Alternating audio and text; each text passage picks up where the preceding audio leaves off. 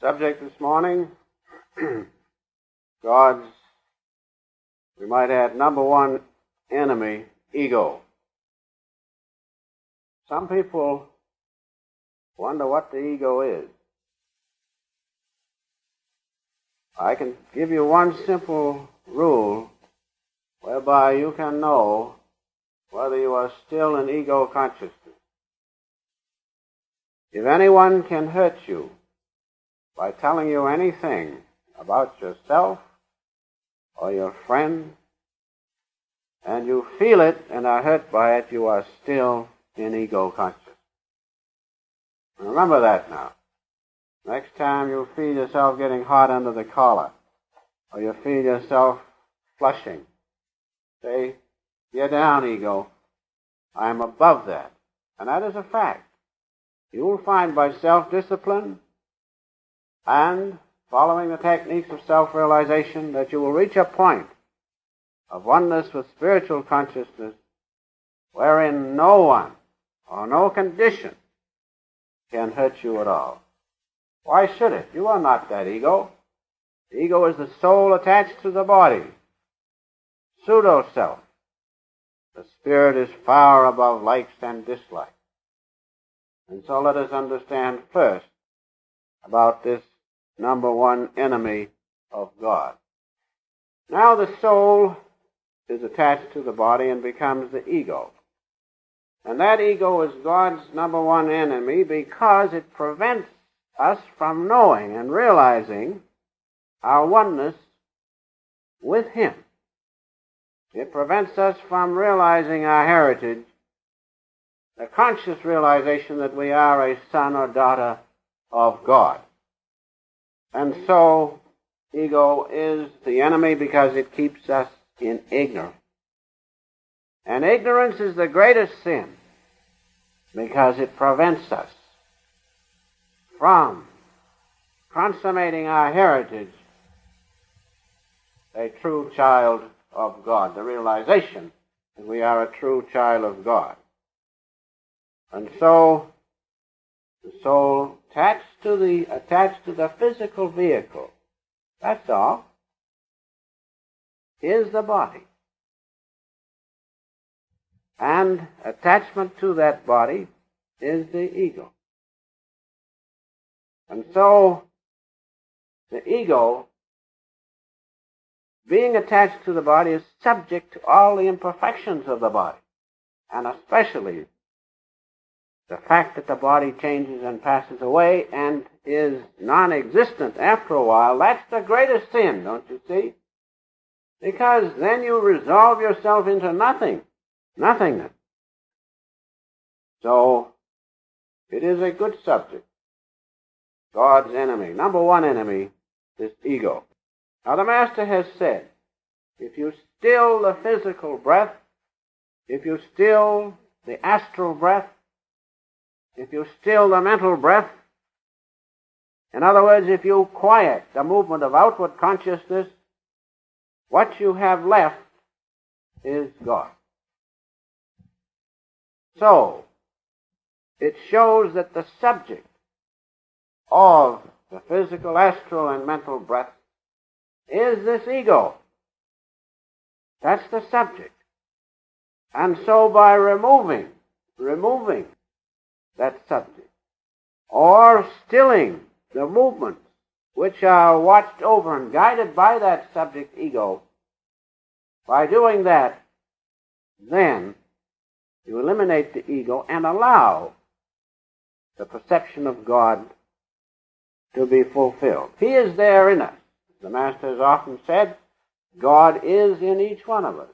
We should feel that instead of feeling a separateness from Him.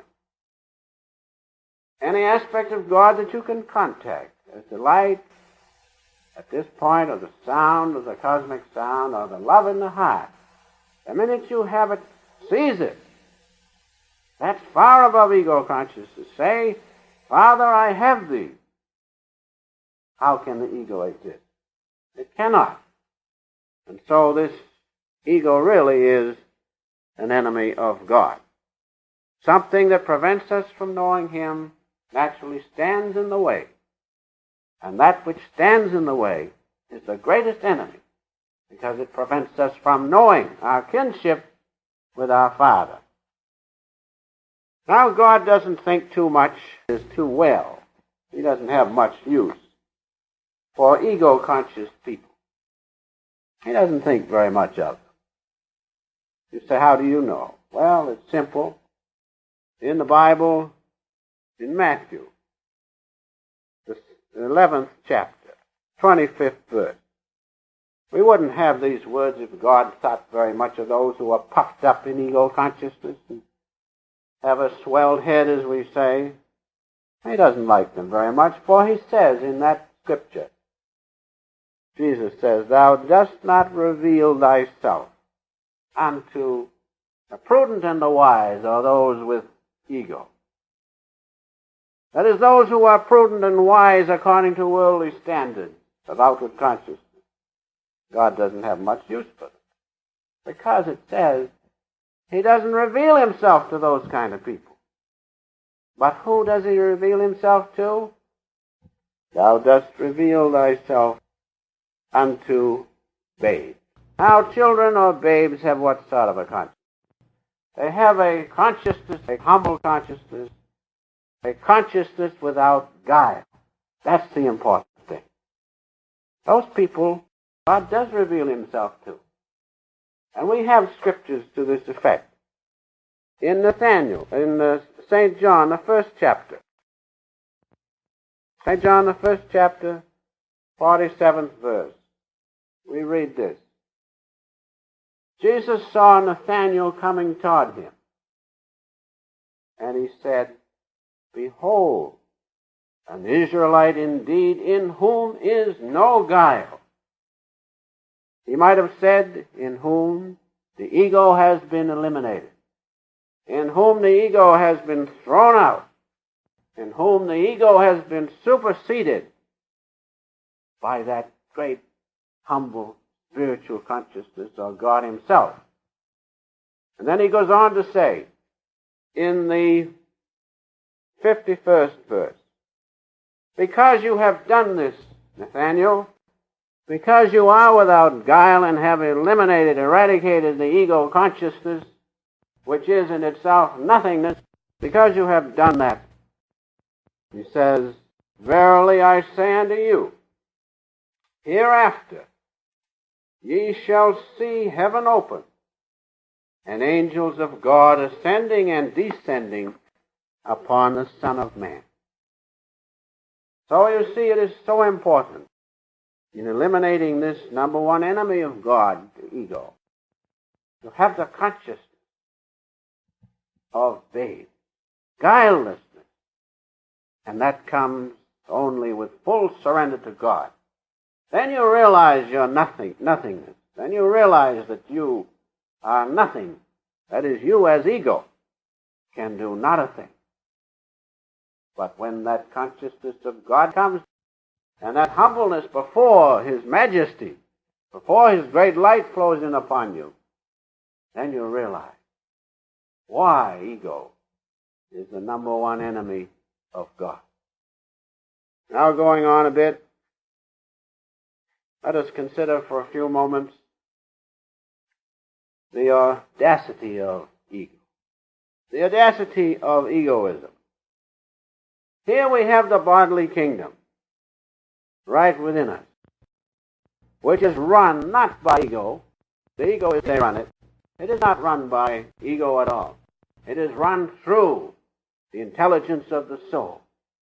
From the throne of the brain and the six other centers of the spine comes the intelligence of God to run this bodily machine, this bodily kingdom. And there we have, throughout the body, billions of cells, which, by the intelligence of the soul, perform their various functions properly, taking up and performing their various duties to run this organism. And we have the various systems of the body, the nervous system, the circulatory system, the excretory system, formed from those cells. How? Through the intelligence of the soul within. And then we also have through those systems, the vegetative functions of the body performing all their intricate works to keep this body in proper harmony. That goes on how? Through the intelligence of God within us, the soul. And then to cap the whole climax, we have 50 million phases of consciousness as astral rays and thoughts and emotions going on in order under the intelligence of the soul.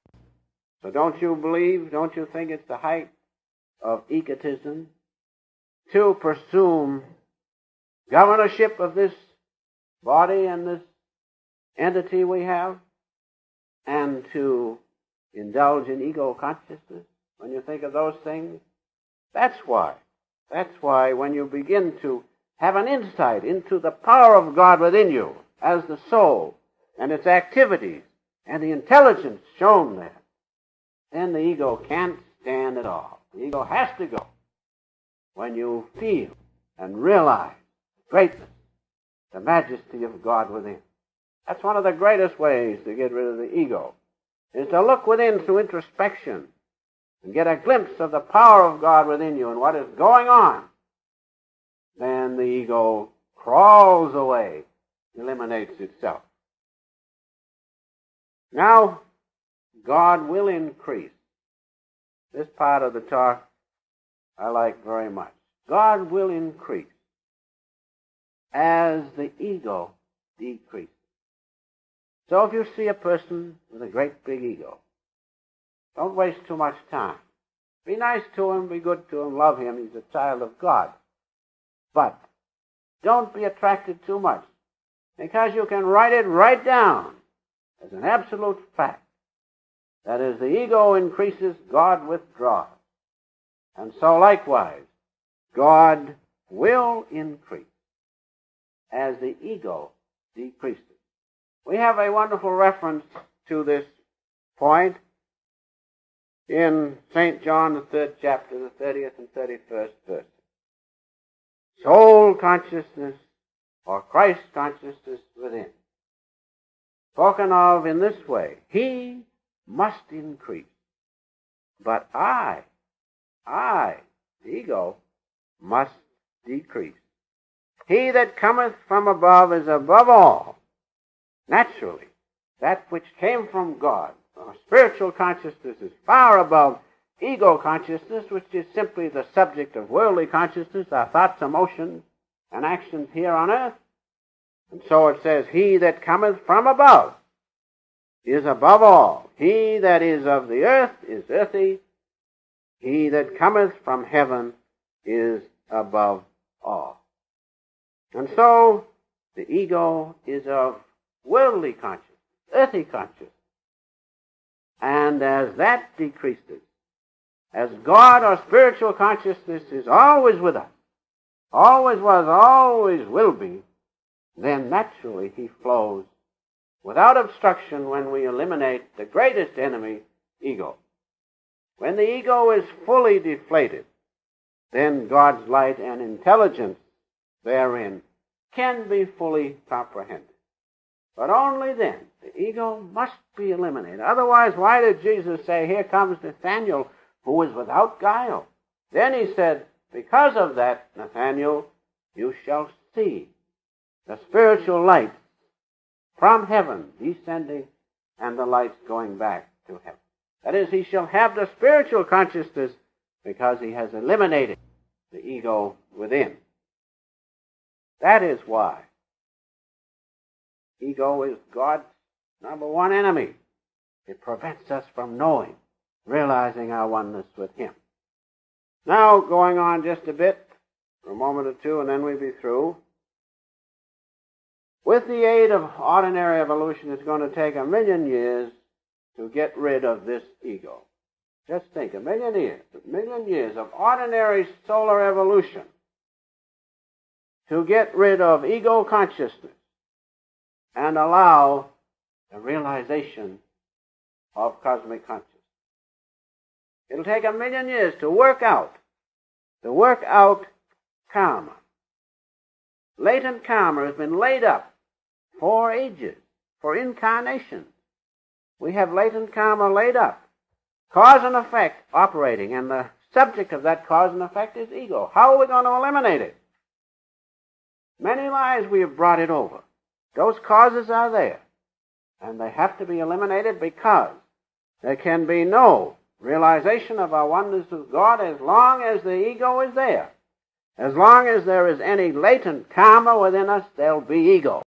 So you can see the yogis found out and reasoned and understood that to eliminate the ego, they've got to eliminate latent karma.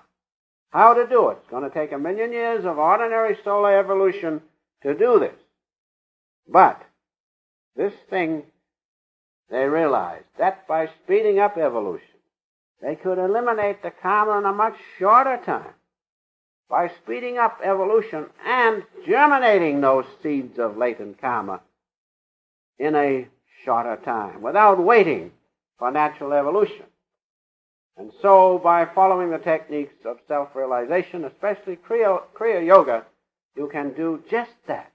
You can speed up your evolution so that these latent seeds of karma, which are going to keep you in ego consciousness, will germinate. Then you can burn them up by the fire, the spiritual fire within. Remember that as long as there is any latent karma within you, you are still going to be subject to ego. You still will be under the rule of ego consciousness. So it behooves us, without question of a doubt, to follow those methods and means whereby we can burn up, eliminate latent karma within us, cause and effect. It's bound to work in ego consciousness, in outward consciousness. It is that cause and effect that ties us to the body through ego. Now we have the key in these words. To him that overcometh will I grant to sit on my throne, as Jesus said. To him who overcometh what? Who overcometh the ego within. Who speeds up his evolution, germinating those latent seeds, and then burns them up in concentration. If we will do that, we can, in a very short time, compared to 1,000,000 years, eliminate the ego within. It is absolutely scientific. Now, all those matters that are approached in a scientific way, like in this country, we approach production in a scientific way. Look at the results we get. There is no country that can touch America because she has gone at it in a scientific way. Look in medicine. Look at the teams of men working in laboratories and how efficient they are and what results they get. Why? Because it's scientific. They've approached it in a scientific way. And also they have clinical teams working to combat pathology of the human race. Look at the wonderful results. Why? Because they went at it in a scientific way. Why not with religion? If we go at these other things, approach them in a scientific way, why not religion? Why not religion? It surely can be done. And religion can be placed on a scientific basis with just as satisfying results as you do any other thing on a scientific basis. Because the science of knowing God is the greatest science, and the method of overcoming ego consciousness is a part of that science of knowing God. So, it can be done in a scientific way. Now, we come to the point how to do it. Through the techniques of self-realization, fellowship, by developing within us concentration and control of the life force, which is the key to the elimination of ego consciousness. Because ego cannot operate when you withdraw the life force. All this realm in which we live, this realm of matter, is supported by the movement of life force. So, when by proper scientific techniques you withdraw that life force and follow the first and greatest commandment to serve God with all your strength, which is life force, as well as with all your heart, when you do that, withdraw the life force, the ego eliminates itself. And so this is a very important part. If you want to banish the number one enemy which prevents you from knowing God, follow the techniques of self-realization, which are absolutely scientific, and give the scientific method of eliminating that thing which prevents you from knowing your oneness with God.